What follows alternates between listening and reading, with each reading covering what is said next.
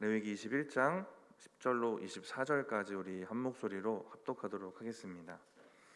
자기의 형제 중 관유로 부음을 받고 위임되어 그 예복을 입은 대제사장은 그의 머리를 풀지 말며 그의 옷을 찢지 말며 어떤 시체에든지 가까이 하지 말지니 그의 부모로 말미암아서도 더러워지게 하지 말며 그 성소에서 나오지 말며 그의 하나님 성소를 속되게 하지 말라. 이는 하나님께서 성별하신 관유가 그 위에 있음이니라. 나는 여호와이니라.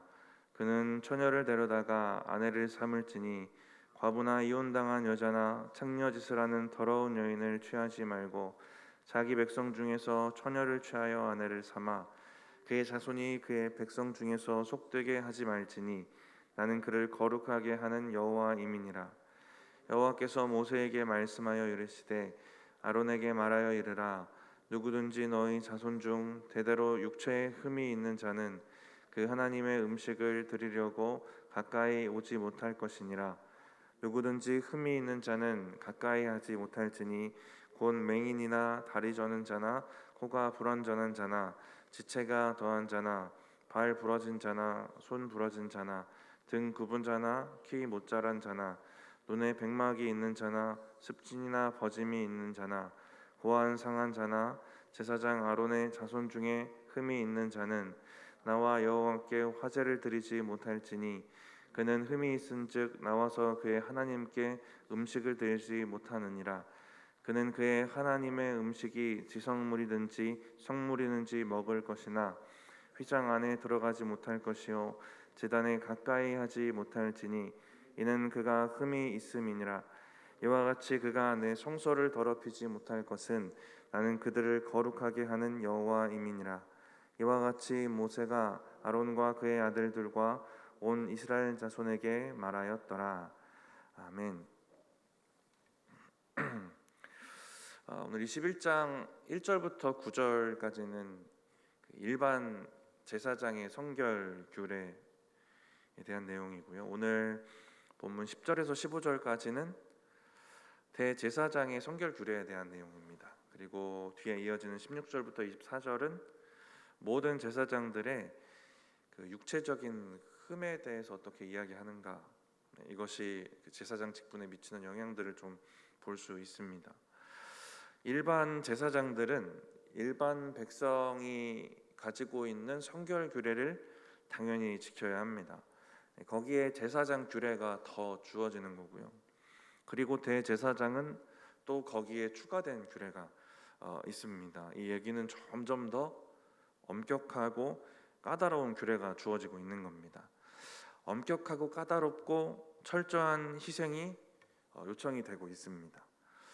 네, 어떤 말씀이 주어지고 있는지 우리 10절 말씀 먼저 한번 다시 읽어보겠습니다. 자기의 형제 중 관유로 부음을 받고 위임되어 그 예복을 입은 대제사장은 그의 머리를 풀지 말며 그의 옷을 찢지 말며. 대제사장은 그의 머리를 풀지 말고 그의 옷을 찢지 말라고 합니다. 히브리 사람들이 진짜 슬픈 일이 있을 때 그 관습처럼 했던 표현입니다. 머리를 풀고 옷을 찢는 것.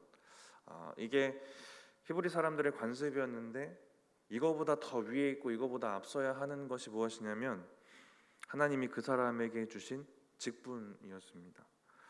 10절을 보시면 관유로 부음을 받았다고 했는데 관유는 위임식 때 그 제사장의 머리에 붓습니다. 다시 10절을 보시면 관유로 부음을 받고 위임되었다라고 하는데 이 위임되다는 것은 손을 채우다라는 의미가 있는데요. 8장의 위임식 정면에 가서 보시면 제사장이 될 사람의 손을 가득 채우는데 무엇으로 채우냐면 위임식 제물들을 그 손에 채우게 됩니다.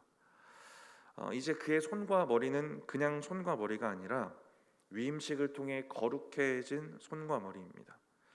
그래서 하나님께서 제사장의 머리와 손, 그가 입고 있는 옷에 두신 의미들이 생긴 거예요. 손과 머리의 성결을 이제 지켜야 되는 겁니다. 그래서 머리도 풀지 말고 손은 머리를 풀거나 옷을 찢는 수단으로 쓰지 않는 겁니다. 관습보다 하나님이 두신 의미가 더 위에 있는 것이고 하나님이 주신 직분의 무게가 더 큰 것입니다. 거룩해진 우리의 그 껍데기들 있지 않습니까? 우리가 받는 직분일 수도 있고 여러 가지 모양이 있을 건데요. 우리가 쌓아온 신앙의 연수일 수도 있고요. 우리가 그 거룩해진 것 껍데기도 중요하고 우리 속에 있는 중심도 중요하고 이 둘 다 중요하다는 얘기입니다. 거룩해진 우리의 껍데기를 잘 지켜가는 것도 중심을 지키는 것만큼 또 우리가 잘 해야 되는 일인데요. 하나님이 거기에 의미를 두셨기 때문이기도 하는 거 하나랑 또 고려해야 될 것은 그것을 그 껍데기를 바라보는 또 다른 사람들 있지 않습니까? 그 사람들은 우리가 우리의 겉을 거룩하게 지키지 못하면 그로 인해 하나님을 오해할 수도 있고 낙심할 수도 있는 그런 사람들입니다. 우리가 믿음을 지켜주어야 하는 사람들이에요. 다시 말해서 내가 나의 거룩을 지켜서 나의 겉에 있는 그 거룩의 증거들, 하나님의 의미를 두신 그 겉 모양들을 지켜갈 때에 누군가의 믿음이 지켜지기도 하는 겁니다. 나의 거룩을 지켜서 다른 사람의 믿음을 지켜주어야 하는 책임이 지금 믿는 사람, 직분 가진 사람들에게 있는 겁니다. 그래서 레위기 9장에 모세는 아론에게 이렇게 얘기합니다. 백성을 위해 예배하기 전에 너를 위해 먼저 속죄 제사를 드리라고 명령을 해요. 9장 2절 말씀인데 같이 한번 읽어보겠습니다. 아론에게 이르되 속죄제를 위하여 흠없는 송아지를 가져오고 번제를 위하여 흠없는 수량을 여호와께 가져다 드리고. 아론은 백성들을 위해 제사를 드려서 이제 하나님과 백성들의 그 관계를 지켜줘야 되는 사람입니다. 그 직분에 어떤 의미가 있는 거냐면 그들의 잃어버린 거룩을 다시 거룩하게 하는 것, 제사를 드려서 그들과 하나님과의 관계를 다시 이어주는, 그들의 믿음을 지켜주는 직분이 아론에게 주어진 겁니다. 근데 다른 사람의 거룩을 지켜주려면 그게 겉으로 드러나는 거든 중심이든 자신의 거룩부터 지켜야 하는 거예요. 그래서 읽었던 9장 2절에 자기를 위한 속죄제부터 드리고 있는 거고요. 그래서 오늘 본문을 또 보면 머리와 손, 의복, 그리고 이어지는 본문의 장례나 결혼에 대한 그 삶의 성결까지 지켜야 하는 그 규례들이 더 철저하게 주어지고 있는 겁니다. 지금 시대에 우리가 지켜야 되는 모습과는 많이 다른데 이 정신은 비슷할 것 같거든요. 지켜줘야 될 믿음이 있다는 것, 여러분이 지켜줘야 될 믿음이 분명히 있다는 겁니다. 가정 안에 자녀일 수도 있고요, 믿지 않는 친지들일 수도 있고 직장 안의 동료일 수도 있습니다. 진짜 보기만 해도 여기 나오는 직장 상사나 이런 사람일 수도 있겠죠. 네. 학교 안에 있을 수도 있습니다. 여러분이 속한 공동체에 여러분이 믿음을 지켜줘야 되는 그런 사람들이 분명히 있는 거예요. 여러분이 자신의 거룩을 지키지 못해서 여러분이 하나님과의 관계가 바르지 않아서 실망을 주고 믿음을 가지지 못하게 만들 수 있는 그런 대상들을 말합니다. 그리고 그 대상들의 믿음을 지켜주기 위해 우리가 첫 번째로 해야 될 것이 있다면 내 믿음을 돌아보는 것. 우리 읽었던 9장 2절 말씀처럼 자기의 속죄제를 먼저 드리는 마음입니다. 이 마음들을 우리가 잘 간직하고 살아야 될 필요가 있을 것 같아요. 내 믿음 중심주의가 얼마나 많습니까? 내 삶도 고단하고 내 믿음 지키기도 힘들고 내 믿음도 흔들고 우리의 맨날 기도 제목이나 우리의 고민들은 여기에 머물 때가 너무 많잖아요. 그것도 힘드니까, 내 믿음 지키는 것도 힘드니까. 그런데 분명히 예전에 경험해 보신 적이 있을 거예요. 막 전도도 하고 누군가를 위해 중보도 하고 하면 누구의 믿음이 뜨거워집니까?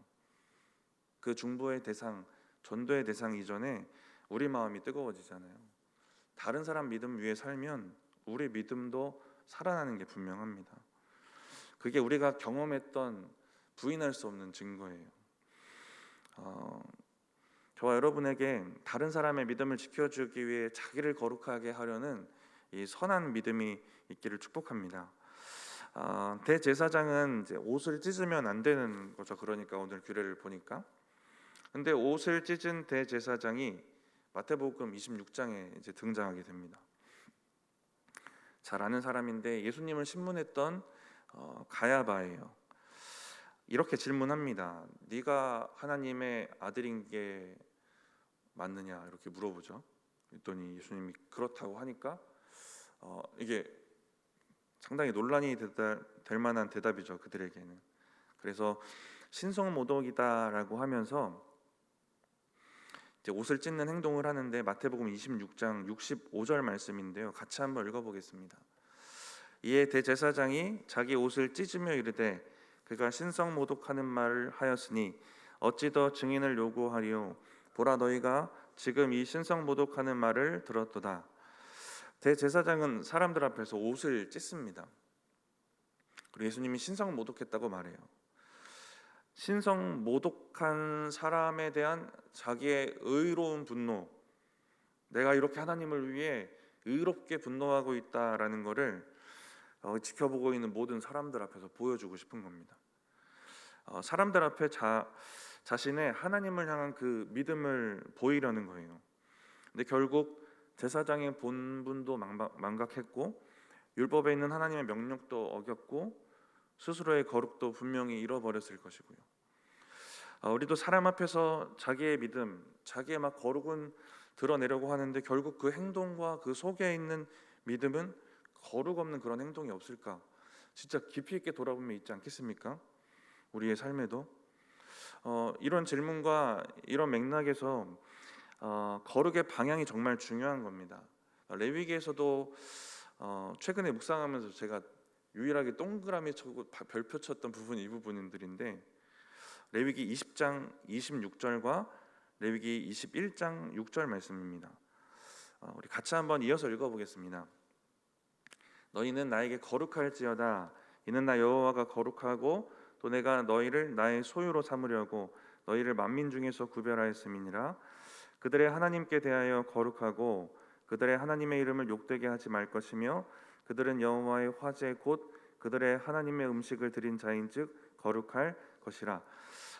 뒤에 그 내용이 중요한 내용들이 나오긴 하는데요, 그 두 구절 모두 앞부분에 보시면 20장 26절은 나에게 거룩할지어다라고 하셨고요, 21장 6절은 그들의 하나님께 대하여 거룩하고라고 했습니다.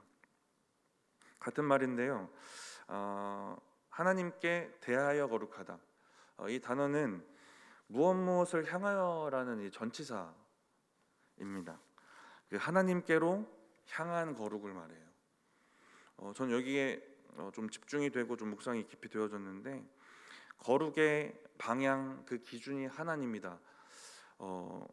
너무 당연한 얘기긴 하죠. 근데 여기에 좀 은혜가 있더라고요. 사람 앞에 거룩한 것처럼 보이려는 거룩, 아까 그 대제사장처럼, 아니면 나 스스로 만족하려는 거룩, 이런 거룩의 잘못된 모양도 있을 것인데, 근데 방금 읽었던 두 구절에는 하나님을 향한 거룩이라고 얘기합니다. 거룩의 기준이 누구시고 우리 거룩의 방향이 어디를 향해야 되는지, 이 당연한 얘기가 여기 적혀 있는데 또 이 당연한 얘기 가운데 우리의 삶을 좀 돌아볼 수 있을 것 같습니다. 이 무엇으로 향하다라는 이 단어를 중심으로 한 주석에서는 이렇게 의역을 하였는데요, 이런 내용입니다. 너희는 하나님께 방향을 맞추어 그분을 항상 바라봄으로써 너희들이 지니고 있는 거룩함을 유지하고 지켜나갈지라. 거룩의 방향이 중요하다는 것, 또 거룩할 수 있도록 도우시는 우리 하나님에 대한 또 은혜도 이야기하고 있습니다. 남들이 인정하고 내 만족이 있어도 하나님께로 향하지 않은 거룩이 있을 수 있다라는 가능성을 우리가 생각해 볼 수 있습니다. 방향이 중요합니다. 우리 자신의 거룩을 점검하고 온전한 거룩이 저와 여러분의 삶에 있기를 바랍니다. 우리 이어지는 11절 말씀도 같이 한번 읽어보겠습니다. 어떤 시체든지 가까이 하지 말지니 그의 부모로 말미암아서도 더러워지게 하지 말며. 어떤 시체든지 가까이 하지 말라고 하는데 여기까지는 이해가 됩니다. 시체 부정하다고 하셨으니까. 이제 그의 부모, 가족의 시체도 가까이 하지 말라고 하십니다. 21장 2절 3절을 보시면 일반적인 제사장에 대한 그 성결 규례가 나오는데, 가까운 친족, 직계 가족 정도는 그들의 장례를 참여할 수 있게는 하셨습니다. 그런데 대제사장은 가족도 예외 없이 죽은 자에게 가까이 갈 수 없었다는 겁니다. 이것은 그 직분 때문에 그런데요. 대제사장은 아시겠지만 한 사람만 세워집니다. 이 얘기는 대제사장의 거룩이 상실되면 대체할 사람이 없는 겁니다. 그래서 2절, 3절의 일반 제사장들은 죽은 가족에게 가까이 갈 수는 있었지만 3절 마지막 부분에 보시면 그렇게 몸을 더럽힐 수는 있다, 이런 뉘앙스로 얘기를 해요. 그렇게 해도는 되는데 이거는 몸을 더럽히는 일이다 라는 얘기입니다. 가능은 하지만 그것이 성결한 건 아니다, 몸을 더럽히는 거다라는 얘기를 합니다. 일반 제사장들에게는 그 더러운 걸 강조하시면서도 이제 허용은 하시지만 이제 대제사장은 대체할 사람이 없는 겁니다. 그래도 더 철저한 기준이 주어지고 있어요. 우리 목사님 울타리 넓게 하라는 얘기 많이 하시는데 이거 대제사장이니까 뭐 대단한 직분 가진 사람만 이거 적용하면 되는 거 아니야? 이렇게 생각할 수도 있습니다. 그런데 저는 이런 생각을 해봤습니다. 역으로 우리가 더 철저하게 살아야지 우리가 대제사장처럼 더 철저하고 더 철저한 이 정신을 가지고 살아가고 그렇게 더 구별되면 우리의 삶이 더 아름다워지지 않을까라는 생각들을 좀 해봤습니다. 나 아니면 뭐 대체할 사람이 없어, 이런 마음 말고요. 나에게 허락하신 직분, 구원하신 은혜가 있어서 내가 더 철저하게 이 거룩을 지켜야겠다, 이런 마음들입니다. 어쩌면 신앙의 순수성이라고 말할 수도 있을 것 같은데 우리가 쉽게 잃어버리는 부분이기도 한 것 같아요. 하나님을 위해서, 그리고 나를 통해 하나님께로 나아갈 영혼을 위해서 살아야 되는 게 우리의 삶의 목적이라면 대제사장의 역할과 비슷한 부분도 분명히 있습니다. 하나님을 통해서, 그리고 나를 통해서 하나님께로 나아갈 그 영혼들을 기억하면서 이 신앙의 순수성을 돌아보고 더 철저히 하나님을 위해 거룩하게 살고자 하는 그 믿음이 더 굳건해지시기를 축복합니다. 10절과 11절을 읽어보시면 이 기준이 너무 철저해서 느낌이 어떠냐면 약간 비인간적인 것처럼 보이기도 하잖아요. 감정도 절제를 해야 되고 가족도 소홀히 여겨야 되는 것만 같습니다. 이해 안 될 때 우리가 정확하게 답을 찾는 한 가지 방법은 우리가 잘 알고 있는 하나님의 성품 안에서 해석하면 되는 거 아니겠습니까? 레위기 19장에도 나오는데 다른 사람에 대한 하나님의 요청은 내 몸처럼 살아가는 겁니다. 그게 이웃에 대한 기준이면 가족도 당연하겠죠. 머리를 풀고 옷을 찢는 거 결국 관습이고 의식적인 건데 그거 아니어도 가족 사랑할 수 있고 우리의 마음을 표현할 수 있습니다. 그런 행위가 아니어도 우리의 마음을 표현할 수는 있어요. 우리가 하나님을 우선시하면서 살다 보면 비인간적인 것 같은 그 느낌들이 들 상황들이 가끔 생길 때가 있을 수가 있거든요. 저도 사역을 하다 보면 가족의 경조사를 거의 챙기질 못합니다. 사역을 시작하고 이제 10몇 년 됐는데 결혼식은 한 번도 못 간 것 같아요. 다른 경조사도 거의 손에 꼽는 것 같고요. 근데 결혼식 참여 못했더라도 마음 전하고 가족과 화목할 수 있는 방법이 없는 건 아니지 않습니까? 하나님으로 인한 은혜가 우리 안에 있고 또 우리가 우리의 삶 잘 지켜가고 더 거룩하게 지켜가면 우리를 통해서 그들이 하나님 보고 하나님께로 더 돌아올 수 있는 또 은혜가 있지 않겠습니까? 우리 하나님을 우선으로 두고 하나님 잘 섬기면 다른 사람에 대한 사랑이 채워지고 그게 흘러가고 그들이 은혜 받고 돌아오고 하는 이 그 믿음의 원리를 의심하지 말고 살아가면 될 것 같습니다. 저도 이제 이혼 가정에서 살았고 지금도 법적으로는 이혼이신 것 같은데 어린 시절에 이혼하신 부모님께 받았던 상처들이 있었고 어머니는 언젠가 우시면서 미안하다는 얘기도 했었어요. 근데 저는 이미 그 아주 오래 전에 예수님 만나서 진짜 티끌도 없이 다 깨끗하게 회복된 상태였는데 근데 회복된 제 안에 하나님이 남겨주신 은혜가 뭔지 혹시 아십니까? 긍휼입니다. 근데 거의 그런 것 같아요. 사람에 대한 문제, 어려움, 관계 뭐 이런 것들이 회복되면 그 상대방이 어떤 사람이든 긍휼이 남겨지는 것 같아요. 상처, 서운함, 미움 전부 흔적 없이 사라지고 깨끗하게 된 지 진짜 오래 전이고 예수님 만났을 때 긍휼이 남겨져서 어머니는 어머니의 인생이 불쌍하고 또 아버지의 인생도 불쌍하고 그냥 한 사람의 그 영혼, 그들의 삶이 보이고 그랬던 경험들이 있습니다. 하나님을 중심으로 모시고 살고 철저하게 거룩을 중심으로 두고 살아간다고 가정을 뒤로하고 감정도 뒤로하고 비인간적으로 사는 건 절대 아닙니다. 오히려 그 반대가 되고 회복이 일어나는 게 하나님의 은혜입니다. 그러니까 거룩도 지키시고 가정도 지키실 수 있는 겁니다. 그런 은혜가 저와 여러분의 삶에 또 가정에 있기를 축복합니다. 우리 12절 이어서 읽어보겠습니다. 그 성소에서 나오지 말며 그의 하나님의 성소를 속되게 하지 말라. 이는 하나님께서 성별하신 관유가 그 위에 있음이니라. 나는 여호와이니라. 성소에서 나오지 말라는 것은 그 철저하게 먼저 구별되고 그 직분을 먼저 잘 지키라는 건데요. 이어지는 말씀에 이는 하나님이 성별하신 관유가 그 위에 있기 때문이다라고 합니다. 하나님이 구별하신 은혜가 있기 때문에 구별되어야 된다, 이런 의미인데요. 네 위에 하나님이 구별하신 은혜가 있기 때문이다. 그래서 더 철저하게 구별되어야 된다라는 겁니다. 우리가 직분을 감당할 때 마음을 좀 생각해 보면 좋을 것 같은데, 먼저는 뭔가 철저하게 그 직분을 지키고자 하는 마음들 하나랑 이 말씀을 보면서요, 또 하나는 구별하여 직분을 나에게 주신 하나님의 그 은혜에 대한 마음들입니다.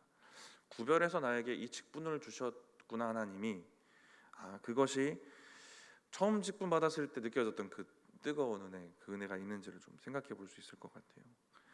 내 마음이 정말 직분에 대해 철저한 마음이 있는지, 내 마음 하나랑 직분을 주신 그 하나님의 마음, 그 은혜로 여기는 마음이 여전히 있는지를 또 돌아보면 우리에게 주어진 직분이 정말 아름답게 감당되어지지 않겠습니까? 그런 은혜가 있길 바라고요. 13절, 14절 우리 이어서 읽어보겠습니다.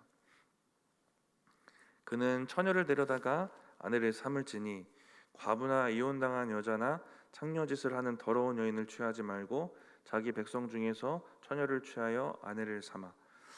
결혼에 있어서도 성결해야 된다는 얘기를 하는데요. 거룩하게 구별된 이 대제사장의 직분에 맞춰서 다른 남자에게서 잘 구별이 되어 있는 거룩한 여인을 아내로 맞이해야 한다라는 얘기를 하고 있습니다. 영적인 의미에 대해서 한번 생각을 해보면 대제사장 되신 우리 예수님, 그리고 우리들은 주님의 신부입니다. 이 거룩하고 구별되고 흠없는 이제 여인을 찾았던 것처럼 우리의 영과 삶에 좀 적용을 해보면 영적 신부인 우리들의 삶도 더 순결하고 구별하고 흠없기를 위해 더 노력해야 된다라는 것입니다. 히브리서 6장에 보시면 하나님의 은혜를 맛보고도 타락한 사람, 신앙이 있었는데 순결을 잃어버린 사람들에 대한 얘기를 나오는데요, 그들을 향해서 이렇게 얘기합니다. 그들이 하나님의 아들을 다시 십자가에 못 박아 드러내놓고 욕되게 함이라. 신부된 우리의 삶이 맞다면, 그런 믿음이 있다면 우리의 삶이 이러한 삶이 되어서는 안 되지 않겠습니까? 다시 오실 신랑 예수님 기다리면서 우리의 신앙의 순결을 더 지켜가고 더 정결하고 더 거룩하게 살아야 될 줄 믿습니다. 이렇게 대제사장의 배우자 기준을 이야기한 이유는 그 직분의 거룩함을 지켜가기 위한 이유도 있고, 또 한 가지 이유는 자녀들이 또 제사장이 되기 때문에 그렇습니다. 15절 내용 같이 한번 읽어보겠습니다. 그의 자손이 그의 백성 중에서 속되게 하지 말지니 나는 그를 거룩하게 하는 여호와임이니라. 속되게 하지 말지니라고 했는데, 부정한 여인에게서 태어나면 자녀도 부정하게 된다는 얘기인데요, 그렇게 되면 혈통을 통해 주어지는 제사장 직분도 잃게 된다는 겁니다. 이처럼 장례나 결혼, 가정에서의 또 일상에서의 철저한 거룩이 강조되고 있습니다. 대제사장이라 더 철저한 기준으로 이렇게 얘기가 되어지고 있고요. 16절부터는 육체에 흠이 있는 자들은 제사장의 직분을 감당하지 못할 것이다라는 얘기를 이제 길게 이야기를 하십니다. 우리 16절, 17절 같이 한번 읽어보겠습니다. 여호와께서 모세에게 말씀하여 이르시되 아론에게 말하여 이르라 누구든지 너희 자손 중 대대로 육체에 흠이 있는 자는 그 하나님의 음식을 드리려고 가까이 오지 못할 것이니라. 육체의 흠, 그 육체의 장애를 다루시는 이유는 그 직무에 대한 성결과 순수성을 유지하기 위해서입니다. 제사와 이 직무를 감당함에 있어서 그 하나님의 온전하심을 드러내야 되는데 그렇게 드러내기 위해서 그 육체적인 부분도 규정을 두시는 거예요. 네, 우리가 중요한 요점을 하나 꼭 기억을 해야 되는 게 하나 있는데요. 하나님이 그렇다고 육체적인 결함이 있는 사람을 가치 없게 여기시는 건 아닙니다. 그래서 22절 말씀을 보시면 그 하나님의 음식은 이들이 먹을 수가 있었거든요. 우리 22절 같이 한번 읽어보겠습니다. 그는 그의 하나님의 음식이 지성물이든지 성물이든지 먹을 것이나 하나님의 음식을 먹을 수 있도록 허락하셨다는 것은 그들이 그들의 모습 때문에 제사장의 직무는 할 수 없는데 그들의 모습 때문에 그들 자체가 부정하다는 것은 아니라는 겁니다. 지극히 거룩한 것으로 구별된 것을 그 음식을 먹을 수 있게 하셨다는 것은 그들이 그들 자체가 부정한 건 아니다라는 얘기죠. 이들 자체가 부정했으면 이 거룩한 것도 먹을 수 없고 먹는 공간에도 있을 수 없고 하나님이 거룩이라는 것에 의미를 두신 것들을 지켜가게 하시는 겁니다. 그 의미와 규례들을 사람을 향한 사랑과 긍휼은 변함이 없으시고 여전히 이렇게 세밀하고 섬세한 방법으로 또 규례를 또 주시고 계십니다. 우리 21절 말씀 같이 한번 읽어보겠습니다.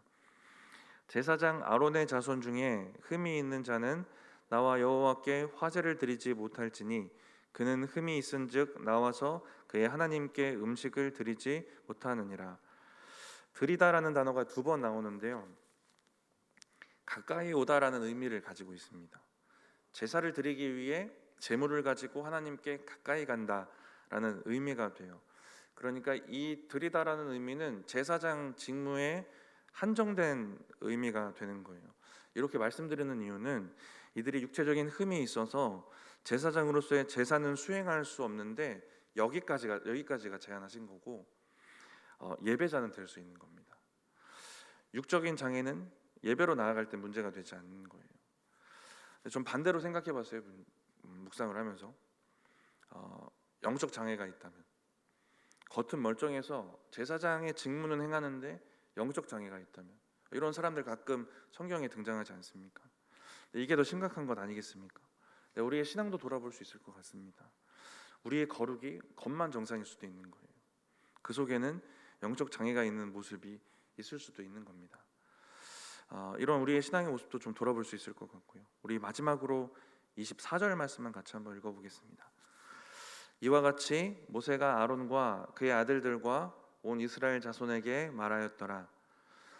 온 이스라엘 자손에게 이 규례가 함께 주어집니다. 모든 백성들이 이 얘기를 같이 듣고 있는 거예요. 17장부터 26장까지 성결법전이라고 공동체가 어떻게 하나님 앞에 거룩할 수 있을까? 어떻게 공동체가 함께 거룩을 지켜갈 수 있을까? 이 말씀들이 계속 이어지고 있는데 이 제사장을 향한 이 규례들을 보면 제사장들은 백성들 사이에서 백성들의 거룩을 위해 책임 있고 여기 성결 있는 이 거룩한 삶을 살아야 되는 의무가 있었습니다. 근데 이 이야기를 이스라엘 백성들도 같이 듣고 있는 것은 무슨 이유겠습니까? 감시하라는 겁니까? 조금만 잘못해도 비난하고 막 끌어내리는 걸까요? 제사장이 제사장의 직분을 감당할 수 있도록 그들의 거룩을 지켜갈 수 있도록 하는 그 의무와 그 공동의 책임이 있다는 겁니다.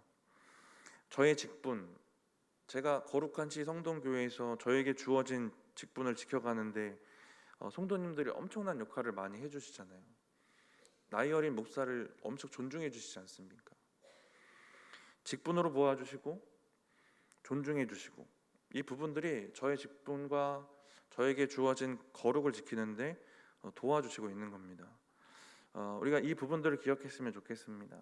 우리가 사역자, 성도 이 관계뿐 아니라 서로의 거룩, 또 공동체가 함께 거룩할 수 있도록 지켜가는 것. 우리 지나온 묵상 말씀들을 보면 저 사람의 그 죄에 대해서 견책하지 않은 것에 대한 책임을 물으시는 구절도 있었거든요. 함께 거룩하기를 원하시는 하나님의 마음이 있습니다. 그 마음을 기억하고 우리가 함께 하나님 앞에서 더 거룩하여지는 한 교회 되었으면 좋겠습니다. 말씀을 마치면서 오늘 함께 돌아보았던 다른 사람의 믿음을 지켜주기 위해 자기를 거룩하게 하는 그 선한 믿음이 있기를 바라고요. 우리의 거룩이 겉만 정상은 아닌지도 돌아봤으면 좋겠고요. 하나님을 향한 온전한 거룩이 있기를 또 축복합니다. 또 순결하게 허락하신 직분을 또 온전히 잘 감당하시는 여러분들 되시기 바랍니다.